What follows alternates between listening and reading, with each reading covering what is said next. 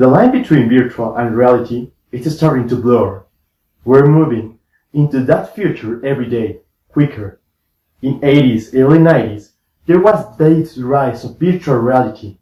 For example, there were TVs, there were computers, laptops, everything was improving. So we knew that for this technology was a big future. But it's a form to approach us or separate us. I remember one day I was in the dentist waiting for my father. So I saw a magazine of technology. The title was something like 3D prints, clouds, a look to the future. And I was so intrigued. There were images like animals, things, cars, objects that were made by points of pixels, colors in a 3D dimension program. So I was wondering how they made it. Later, while I was reading, I saw all of this was a picture took by a camera. This camera do what human eye detect. This stereoscopic vision system took two images of both sides and put them off each other in order to project these pixels into a 3D-dimensional virtual program, reality. It was amazing for a kid to see pictures of things that you habituate to see in a low quality of 360 pixels of a cartoon rabbit, now in a 3D format. So then later could be presented in your computer as the human eye can see it. Nowadays, we have it. Humanity did it. Virtual reality is already a tangible tool that will help us every day.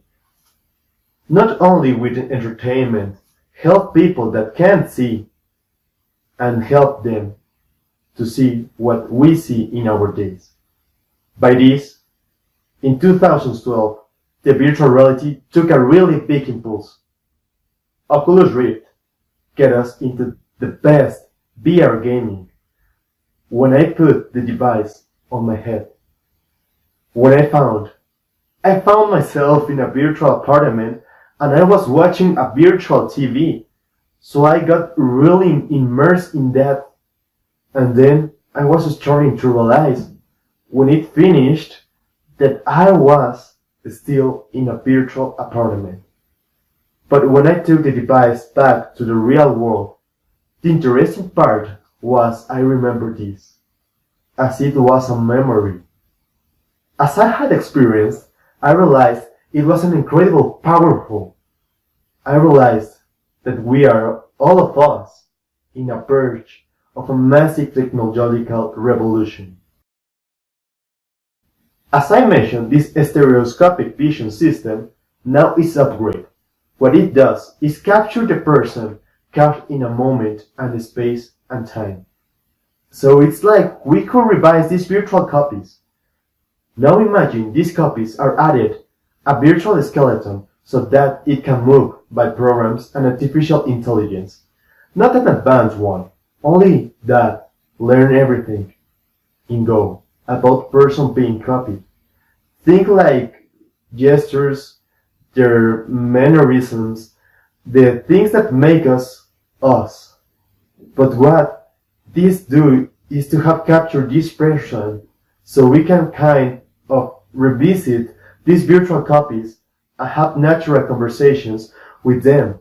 It's so intriguing because if we can copy some of the most important and influence positive change makes in the world, what if we had Elon Musk or Stephen Hawking so people can meet them in a virtual world or even bring it them through the augmented reality?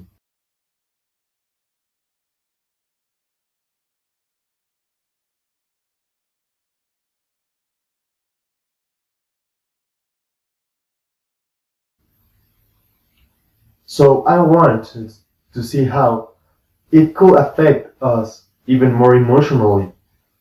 I started to think about what will happen if this was a family member that we could preserve.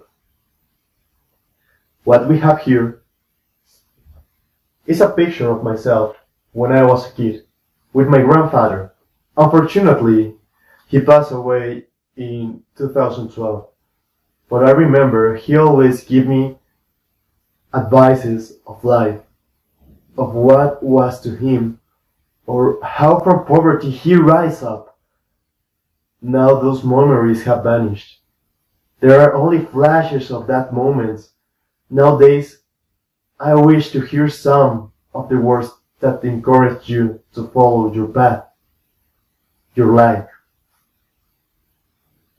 So, if this idea existed in the past, I absolutely want to be able to see him again, to meet a virtual copy of my grandfather and be able to speak to him, to interact with him, to get a better idea of what now I want to be. So I asked my father of this idea, and with a tear in her eye, he said, I don't think I wanted that, because I will be constantly reliving the loss. And I just started to realize this is the idea, the opportunity we have ever new technology development is very important to recognize there's challenges and opportunities with every technological development. So as much I love it, my father will have a different approach.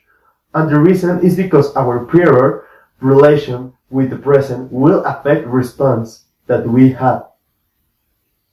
Now, I'm going to tell you to imagine you in a virtual world, wherever you want to be.